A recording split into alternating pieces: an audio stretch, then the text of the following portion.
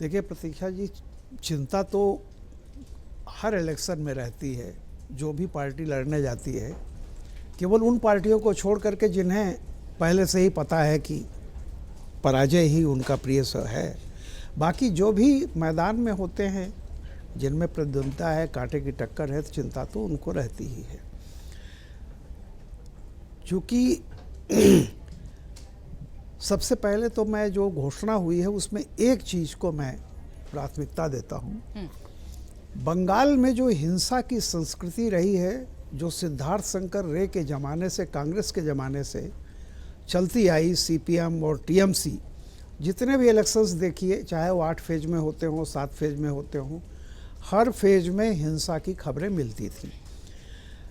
इस हिंसा की जो एक तरह से सत्ता ने ही हिंसा को स्वीकृति दी हुई है वहाँ पे, जिस तरह से हुआ, अगर सचमुच में वहाँ के शासन प्रशासन चाहते कि ऐसा ना हो, लेकिन मुझे लगा कि वो हिंसा का सहारा लेकर के उनको वोट में मदद मिलती है।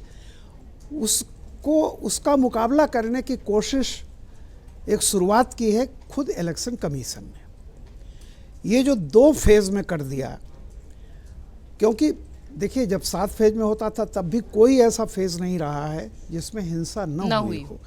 इवन जो निकायों के चुनाव, ग्राम सभाओं के जो चुनाव होते थे, आप उसमें देखिए कि क्या हुआ, नामांकन तक लोग नहीं भर पाते थे।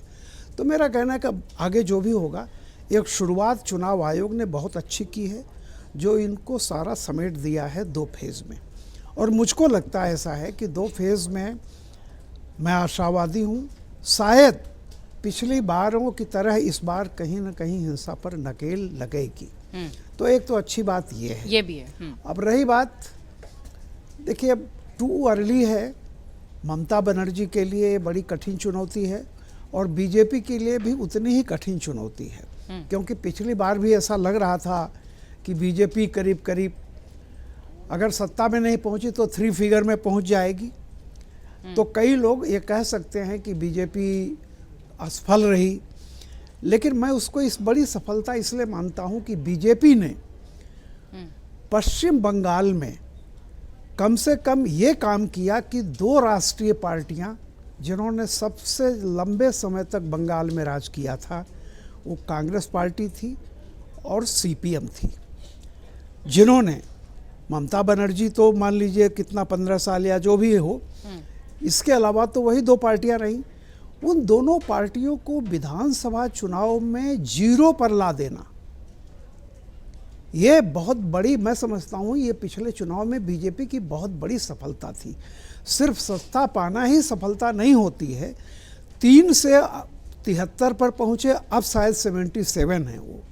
तो आप सोचिए कि 2 राष्ट्रीय पार्टियों को निकाल करके कम से कम बीजेपी के सामने अब एक क्षेत्रीय पार्टी मुकाबला करने के लिए रह गई है। मैं नहीं कहता हूं कि इस बार कौन सफल होगा कौन असफल होगा, लेकिन निश्चित तौर पर अगर बीजेपी 3 से 77 पहुंची है तो ममता बनर्जी के लिए बहुत बड़ी चुनौती की बात है। अगर आप ये वीडियो YouTube पर देख रहे हैं तो हमारे चैनल को सब्सक्राइब कर बेल आइकन दबाएं, और Facebook पर देख रहे हैं तो हमारे पेज को लाइक करें।